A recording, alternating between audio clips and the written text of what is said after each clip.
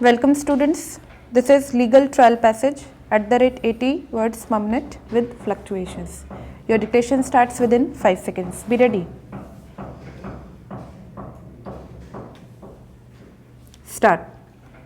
No litigant has a right to unlimited draught on the court time and public money in order to get his affairs settled in the manner as he wishes. Easy access to justice should not be misused as a license to file misconceived and frivolous petitions.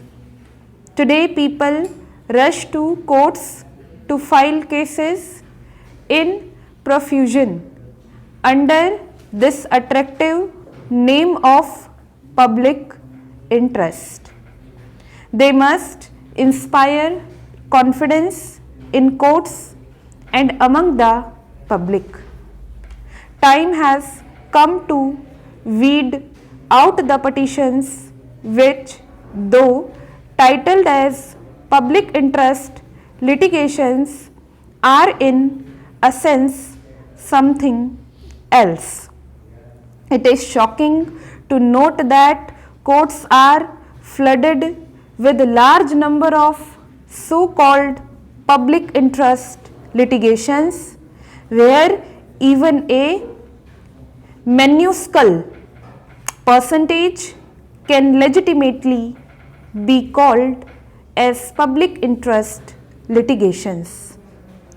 Though the parameters of public interest litigation have been indicated by this court in large number of cases, yet unmindful of the real intentions and objectives, high courts are entertaining such petitions and wasting valuable judicial time which, as noted above, could be otherwise utilized for disposal of genuine cases.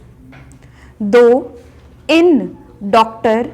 Duryodhan Sahu and others versus Jitendra Kumar Mishra and others, this court held that in service matters PILS should not be entertained. The inflow of so-called PILS involving service matter continues unabated in the courts and strangely are entertained.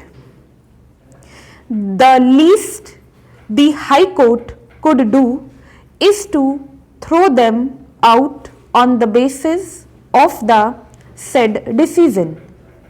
The other interesting aspect is that in the PILS, official documents are being annexed without even indicating as to how the petitioner came to possess them.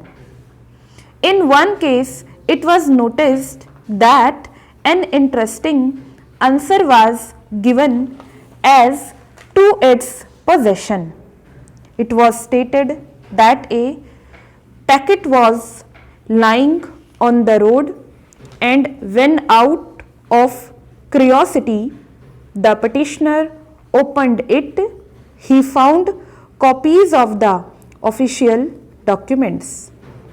Whenever such frivolous pleas are taken to explain possession, the court should do well not only to dismiss the petitions but also to impose exemplary costs.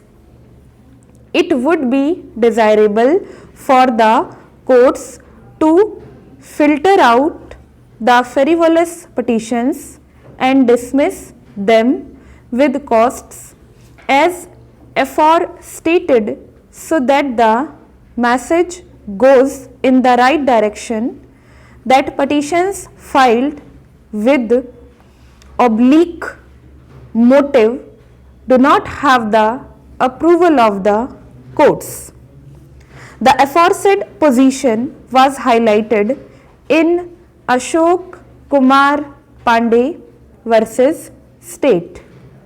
It is depressing to note that on account of such trumpery proceedings initiated before the courts, innumerable days are wasted, which time otherwise could have been spent for the disposal of cases of the genuine litigants. Though we spare no efforts in fostering and developing the laudable concept of PIL and extending our long arm of sympathy to the poor, the ignorant, the oppressed, and the needy whose fundamental rights are infringed and violated, and whose grievances go unnoticed, unrepresented, and unheard, yet we cannot avoid but express our opinion that while genuine litigants with legitimate grievances relating to civil matters involving properties worth hundreds of millions of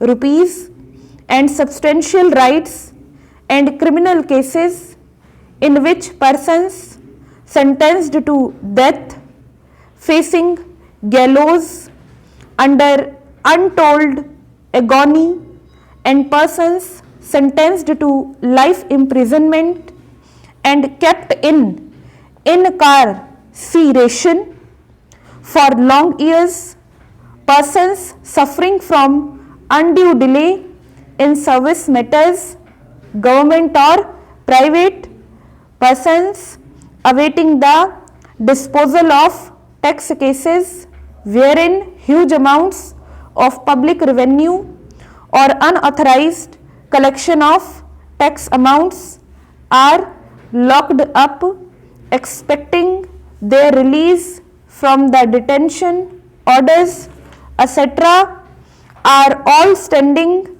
in a long queue for years with the hope of getting into the courts and having their grievances redressed. The busy bodies.